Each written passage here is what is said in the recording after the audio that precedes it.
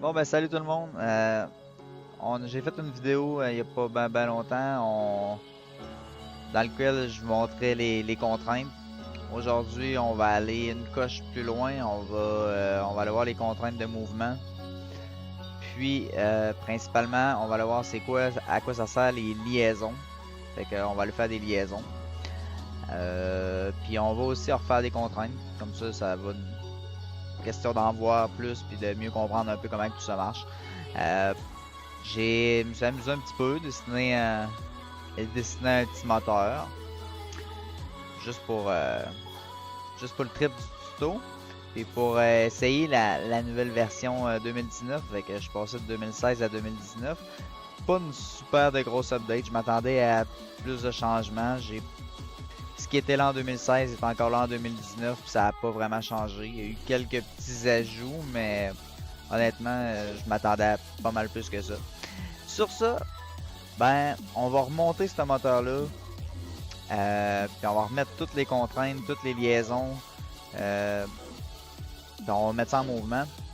Le but est qu'à la fin, que tout roule ensemble. Donc, si je tourne ma poulie, ben, ici, si mettons on met ça transparent, ben, il faut que l'autre poulie en dedans tourne. On la voit dessus.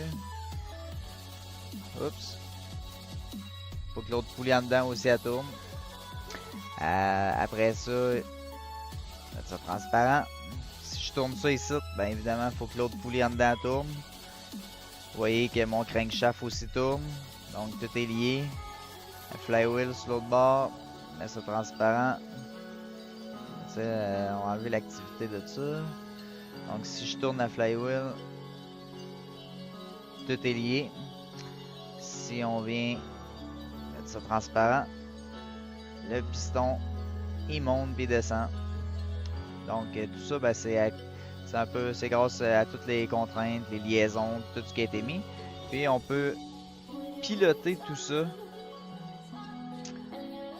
Puis mettre ça en mouvement tout ça.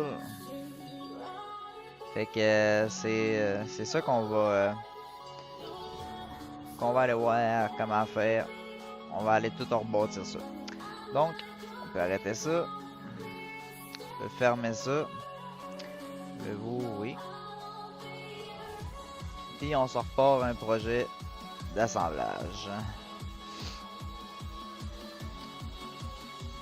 Commencer par se placer une première pièce. Là, ça va être de me retrouver dans mes affaires. Carter droite.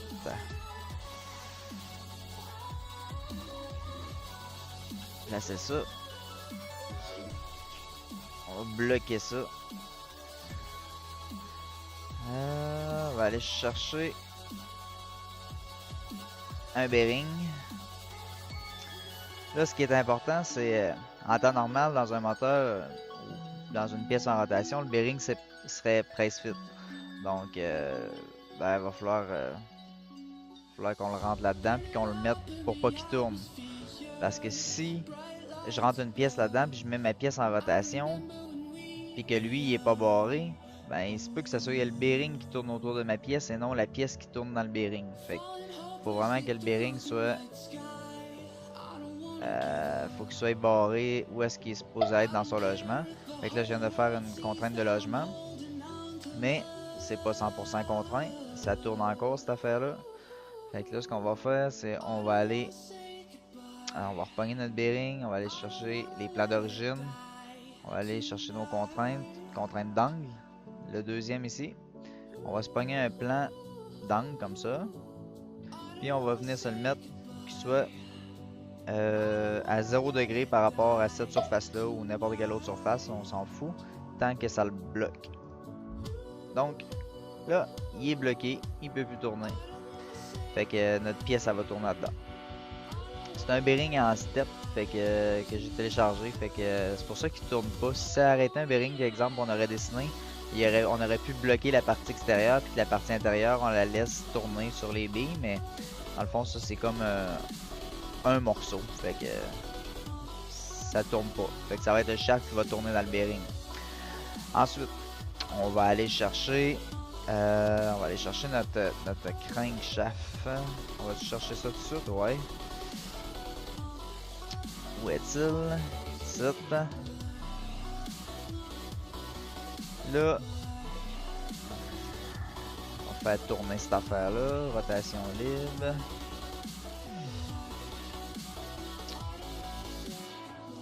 Ok. Se faire une contrainte de... Et là, c'est ça. Ça sera pas une contrainte. Ce qu'on va faire, on va faire une liaison. Une liaison de rotation de tout ça dans ça. Puis là, on va venir jouer avec nos décalements pour venir le positionner à sa place. 0.5, c'est pas bon. C'était moins 0.5. C'est pas assez. 75. Pas assez.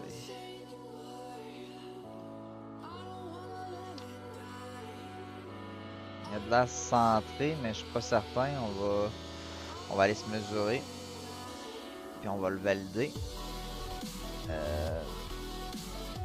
Cette face-là à cette face-là. Il est pas centré. Faut qu'il tasse de 56 millièmes. Modifié. Donc, plus 0.056. Merde, c'est en moins. Modifié. Moins. Ça devrait être à une demi. Une demi. Donc, il est centré. On peut venir ici. On va aller dans piloter. On va se mettre une fin.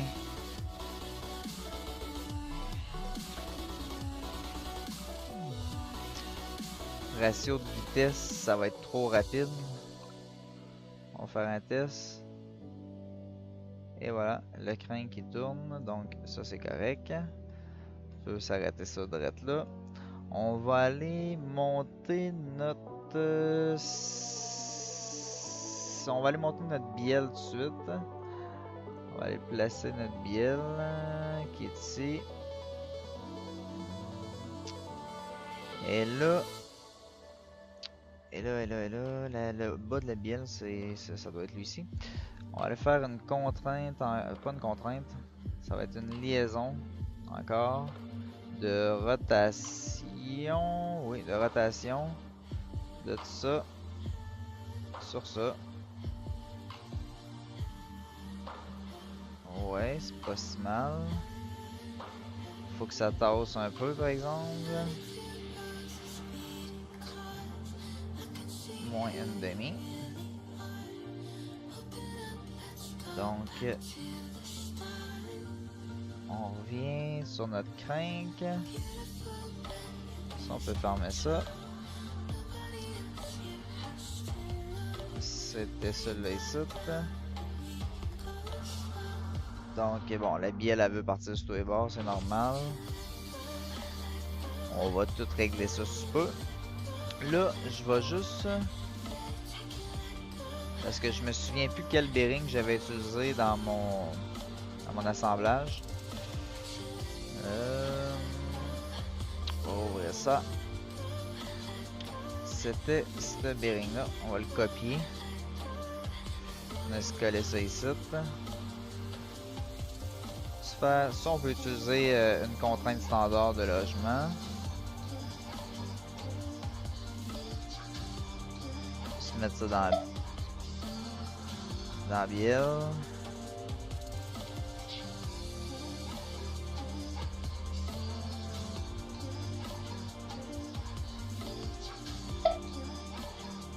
Et voilà. On va aller chercher notre... on met-tu le piston en dessous de suite? Non. On va... ah. On va aller chercher le cylindre. Où est le cylindre? Il est ici. Se faire une contrainte de plaquage de du fond du cylindre. Aller ici. Se faire une contrainte d'axe pour aligner nos trous. Ça. Sur. Et là, je le vois pas. Pas moyen de le voir, hein.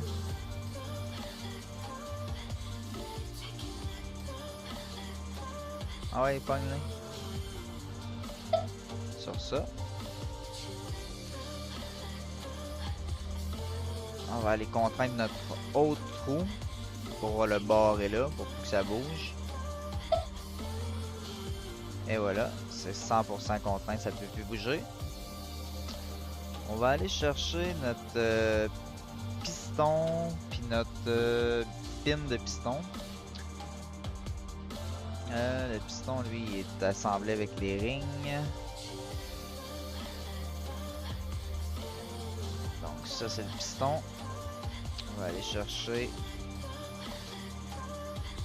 la pin. Donc la pin, elle peut ça être barrée, la pin, ou on va la mettre en liaison de rotation. Elle aussi. Pas glissière, rotation. De elle dans ça. Et voilà. Ça c'est correct. On va aller encore une liaison. Et là je me tire peut-être dans le pied. Je vais avoir de la misère à aller rentrer ça là. On va attendre un peu. Je vais réfléchir à ça. Faire une contrainte de rotation. Pas une contrainte. Une liaison de rotation. Rotation.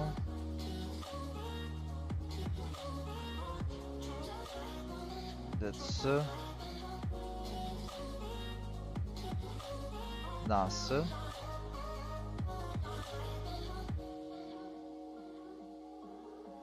Et là, il va falloir la décaler, hein.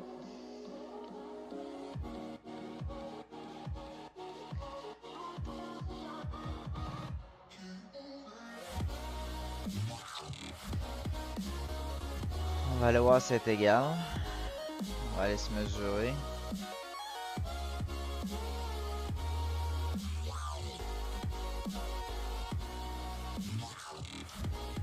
Là, je la vois plus.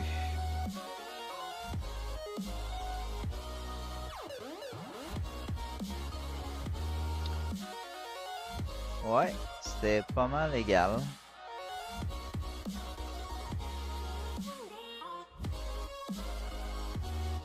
Ouais, c'est bon. Donc, ça s'est pas pire bien passé. Là, à cette heure, il reste à aller contraindre. Là, je viens de me rendre compte que le piston est à l'envers. Fait qu'on fait un CTRL Z, Z, Z, Z, Z. On va aller tourner cette cochonnerie-là. Là, la pin, elle s'est pas replacée, tu sais bien, hein? Ouais, elle s'est replacée. On va aller faire une liaison. Avant de contraindre la bielle, on va aller placer le piston dans le cylindre. On va faire une contrainte de glissement ou de cylindre. Contrainte de cylindre. De n'importe quelle face cylindrique. On va reprendre cette face-là par rapport à dans ce cylindre-là. Et voilà. On va essayer de... On va mettre ça inactif. Pour réussir à venir chercher le piston. Tourner ça un petit peu. Good. On va se faire une liaison de rotation.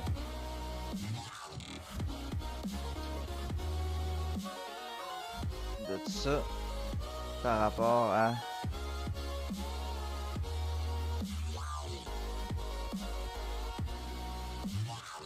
ça. Appliquer. Bon, il n'a pas voulu le faire. Pas grave, faire une contrainte de plaquage. De tout ça. là-dedans.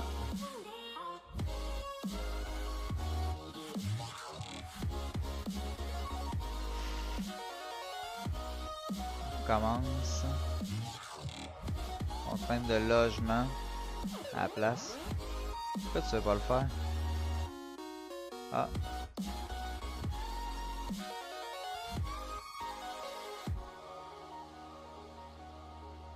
Et ça va-tu marcher? Il veut pas le faire non plus.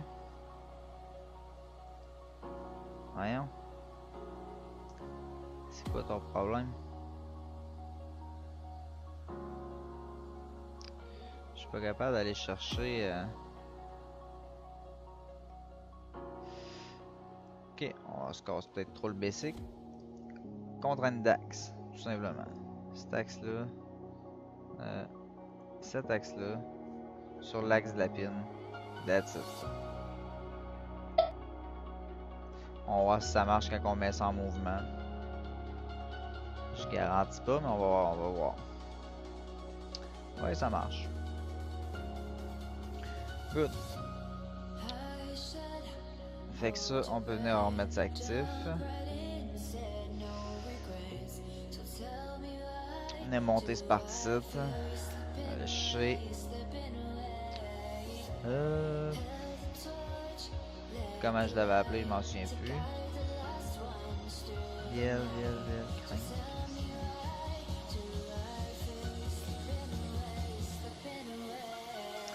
Chercher ça. Oups. Contrainte de logement. L'autre bord. Et là, ben, si on veut qu'elle tourne avec le shaft, ben, il faut venir la barrer sur le shaft. On pourrait mettre une clé puis aller contraindre la clé, mais on va juste faire un effleurement de cette face-là sur cette face-là. Ça vient automatiquement les bloquer. Donc, ça tourne. On va aller chercher notre couvert.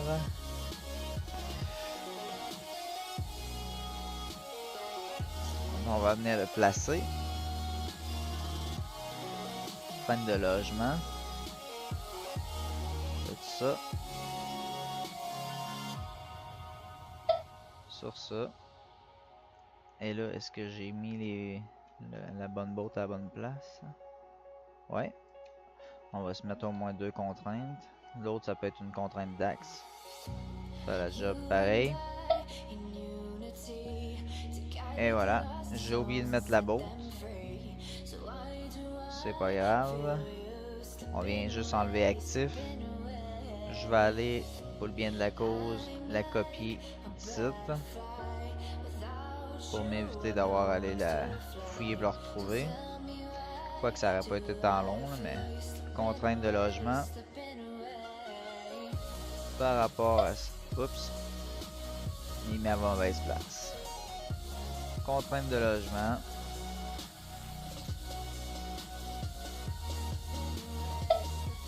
Et voilà. Là, on peut remettre notre couvert actif. Maintenant, on va venir positionner notre autre couvert.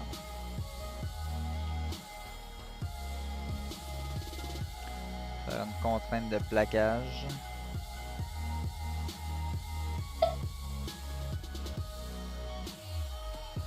Faire une contrainte d'axe. Il veut pas le faire. Ah oui. Puis là, il est pas 100% bloqué. Fait qu'on va aller faire une contrainte de plaquage. Sur la tête, sur le cylindre de moteur. Sur le cylindre. Direct là. Et là, il est bloqué à 100%. On va aller chercher notre tête de moteur. Placer. On va chercher la tête. Contrainte de plaquage. Sur notre dessus. Contrainte d'axe.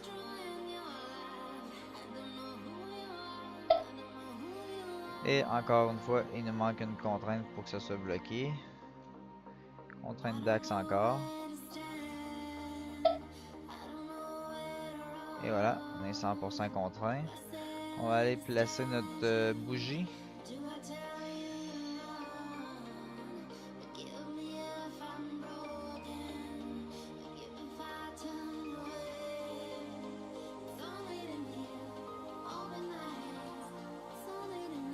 Ouais. Et où?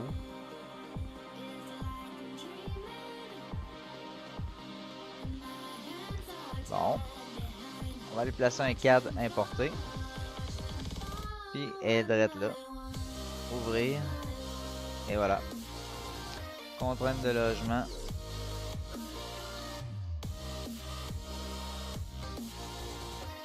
Oups.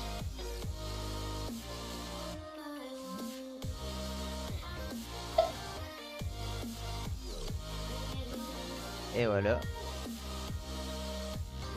Ouais, la bougie, je l'avais pas dessinée, je l'avais téléchargée. À part la bougie puis le bearing, le reste, je l'avais tout dessiné. On va aller placer... On va aller placer notre shaft ici.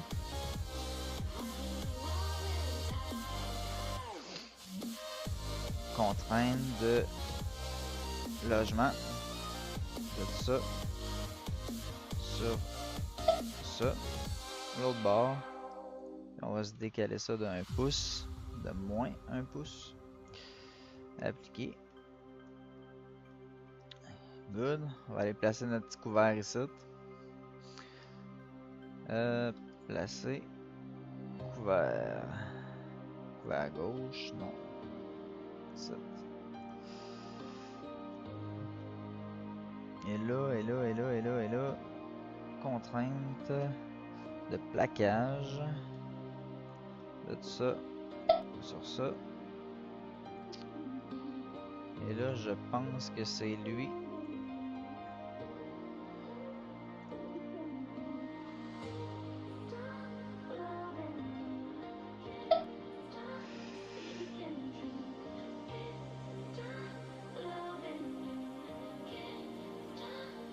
Bon, j'ai pas contraint la bonne botte à le bon trou à bonne place.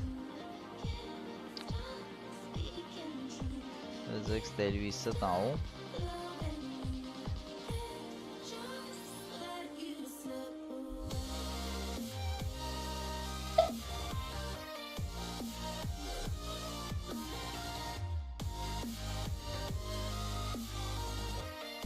Good.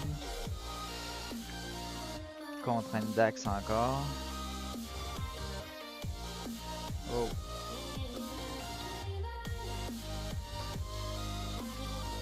C'est vraiment correct? Ouais.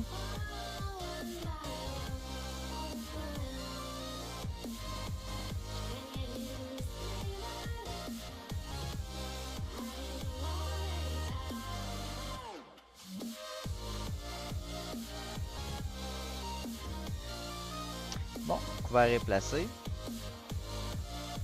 Donc notre moteur il est presque fini. Il reste à venir mettre ce qui va venir relier entre les deux. On va venir mettre ça ici après. Donc on va juste enlever mettre ça inactif. Puis mettre ça inactif. Ça nous permet de travailler à l'intérieur. On les voit quand même, mais on peut travailler à l'intérieur. Donc ça ici, ça tourne. Mais ça fait rien tourner. Lui ici il tourne, mais il fait tout tourner notre mécanisme. C'est directement notre crankshaft. On va venir placer une poulie là-dessus. Une poulie. On va s'en pogner deux. On va aller chercher une strap.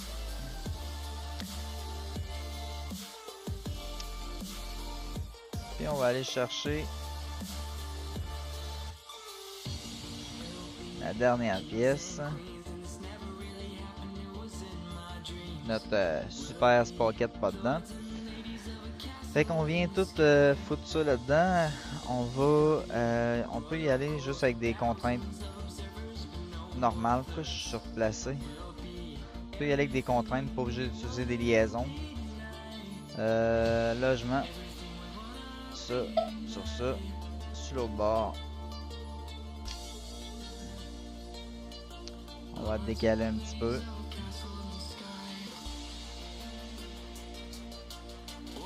Comme ça a de l'air pas pire. Ouais.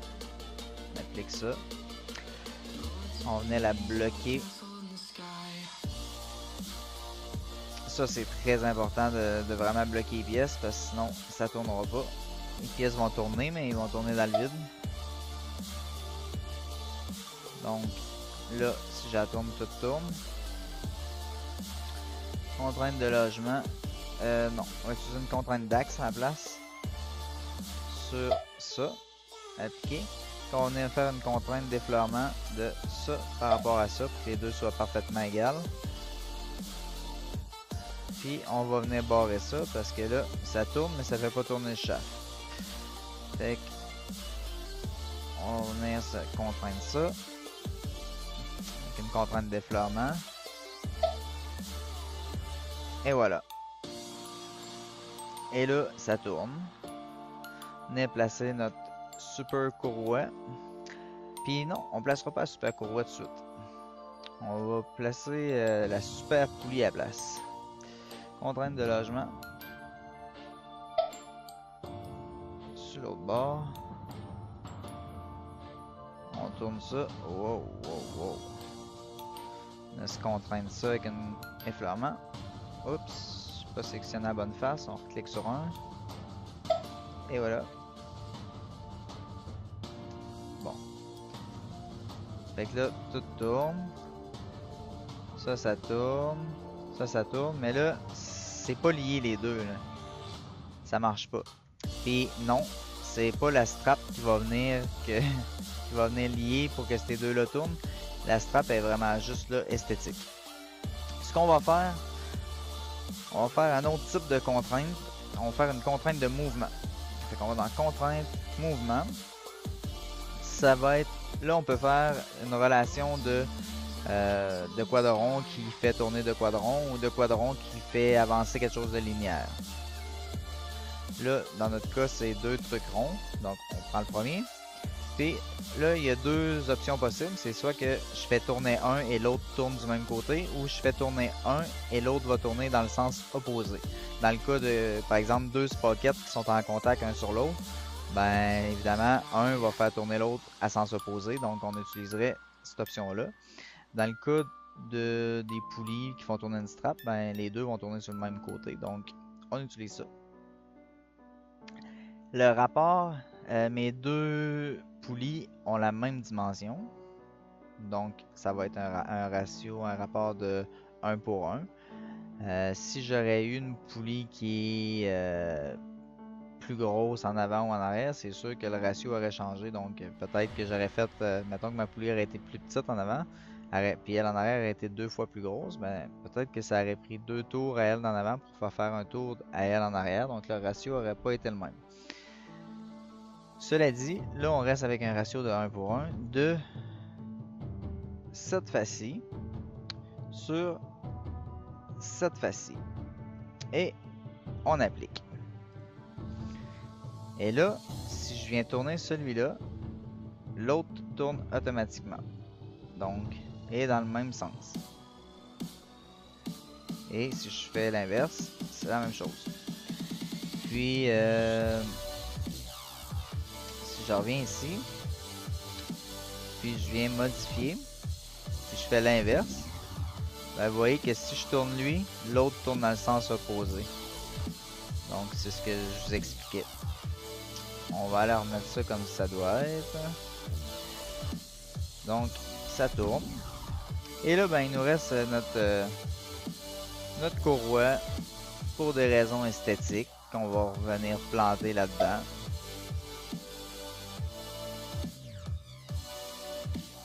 Puis qu'on va aller mettre l'autre bord.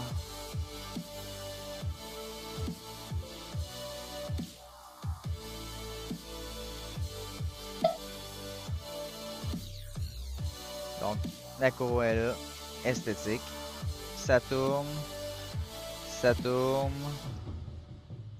On peut mettre ça en transparent. Ça tourne. On peut fermer ça. peut revenir chercher notre crank qui est ici. On va la rechercher. Cette contrainte-ci, on va aller sur piloter. Puis là, on peut aller changer notre rapport de vitesse. On va le mettre à 20, ça va tourner plus lentement. Pourquoi qu'il tourne plus vite? On va faire un test. 10. Ah, c'est ça. Plus que je monte, plus ça accélère. 5. Donc, puis là, je m'aperçois de quelque chose. Il y a quelque chose qui a fait planter notre contrainte à quelque part. Ça tourne plus. Est-ce que c'est la courroie?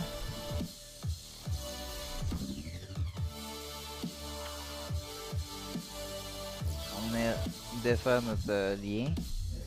On va le refaire.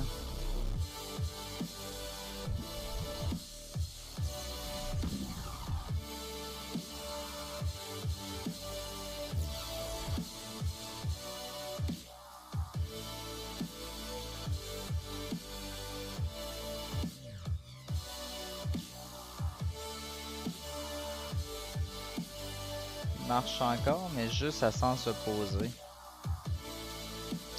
Pourquoi?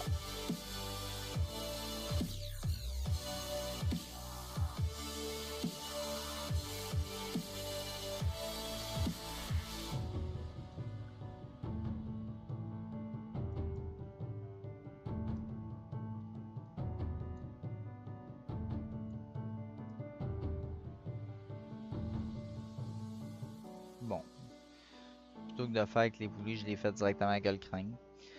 Je sais pas pourquoi ça fonctionnait, puis quand j'ai été pour piloter ma contrainte, ça a chié, ça a débarqué. On va aller leur réessayer. Mais en théorie, ça serait pas supposé débarquer. Non, ça fonctionne. Probablement qu'il y a quelque chose que j'avais mal fait ou je sais pas. Bref, ça fonctionne. C'est comme ça qu'on fait des codes pilotés, qu'on fait des liaisons. Comme ça qu'on met des pièces en mouvement. Puis là, ben, vous comprenez que là, j'ai arrêté là. Mais j'aurais très bien pu aussi mettre plusieurs engrenages dans ma transmission. Puis toutes les mettre en mouvement. Puis ça aurait fait tourner mon sprocket quand même à la fin. J'aurais pu venir mettre une chaîne. Mettre des roues. J'aurais pu... Ça avait pas de limite là. On peut rajouter autant d'éléments qu'on veut. Puis quand je l'aurais mis en mouvement, ça aurait fonctionné. Donc, sur ce, je vous laisse. Puis dans la prochaine vidéo, on va probablement aller voir des nouvelles fonctionnalités de 2019. Sur ce, ciao!